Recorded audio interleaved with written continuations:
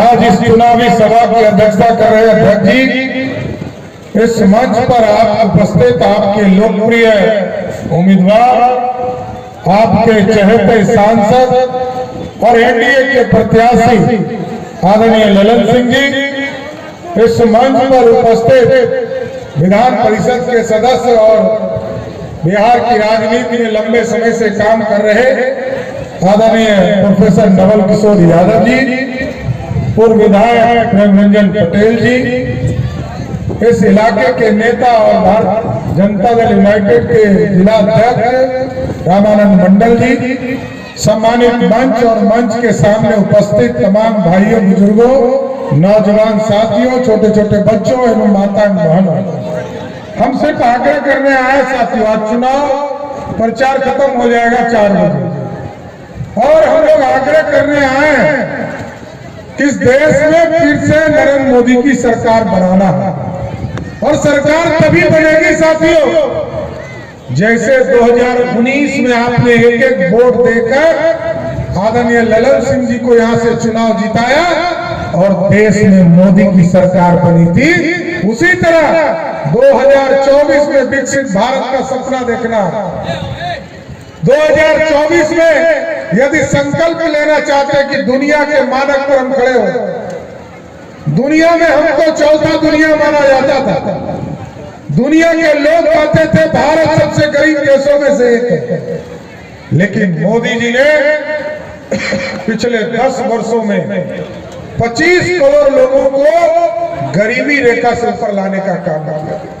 और साथियों याद कीजिए, इस देश के प्रधानमंत्री कभी दुनिया स्तर पर नहीं दिखते थे, लेकिन आज मोदी जी पूरे दुनिया में डंका बजाने का काम कर रहे हैं क्योंकि मोदी जी को आपका आशीर्वाद प्राप्त है और मोदी जी ने पूरे दुनिया में ये दिखा दिया कि जो भारत अंग्रेजों की गुलामी करने का काम किया, उसी अंग्रेज को हराकर आर्थिक व्यवस्था में जहां 12वें स्थान पर खड़ा थे, उसी को हराकर 5वें स्थान पर पहुंचाने का काम किया जाता है।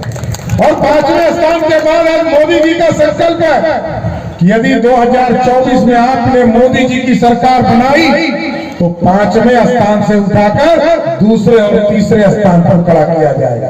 लेकिन साथियों आप सोचिए, जिस भारत को कुंदर को हमने जाके देखा और कुंदर बराज को बियर को तोड़कर हमने वहां कुंदर बराज बनाया और उसके कारण आज पूरा चानन का इलाका में पैदावार बढ़ गया, सिंचाई की सुविधा बन गई।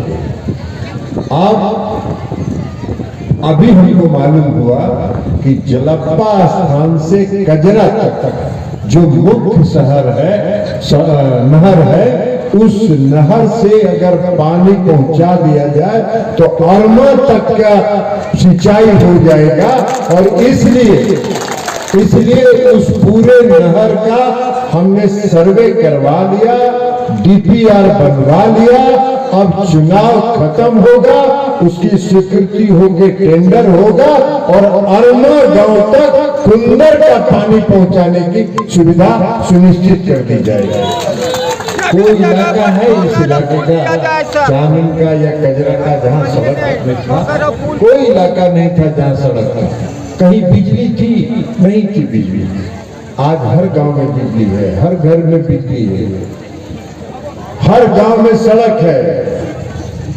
और जब हम पथ निर्माण मंत्री थे तो जो पीरी बाजार से लेकर वहां तक पथ निर्माण का सड़क बनवाया। आप मुंगेर से जुड़ गए, सीधे इधर से अब धरहरा होते हुए मुंगेर चले जाइए तो सड़कों का जाल बिछा, बिजली घर घर पहुंचाया गया।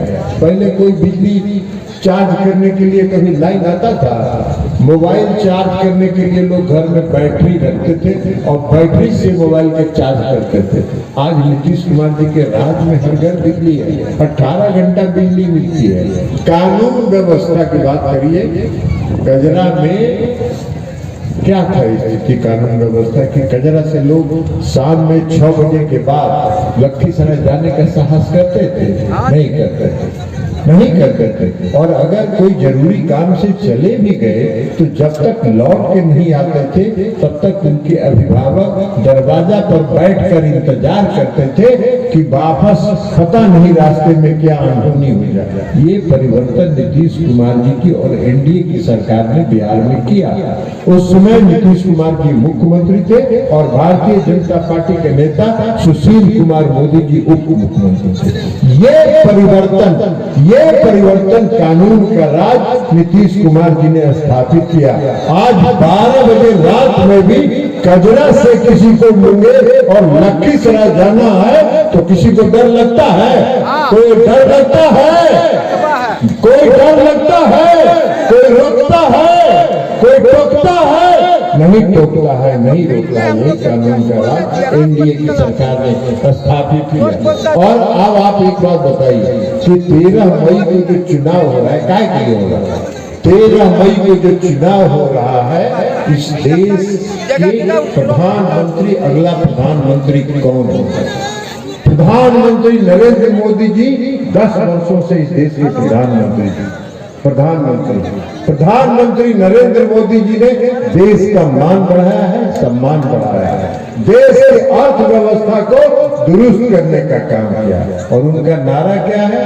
सबका साथ, सबका विकास और सबका विश्वास।